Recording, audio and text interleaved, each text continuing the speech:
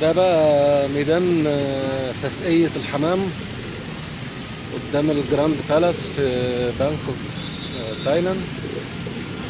وادي الحمام في كل حتة اهوت، وادي الفسقية في النص يعني عشان تبقى كل حاجة واحدة. وهناك بقى البرتقاني الكتير قوي ده، القصر الضخم البرتقاني الكتير ده تمثال بوذا الله يحرقه. اما ارتاح شوية نروح نشوف متقندل على عينه عامل ازاي. تمثال لبوذا وهو ممدد نايم على جنبه كده. طول التمثال 43 متر وارتفاعه 17 متر، حاجة مهولة يعني.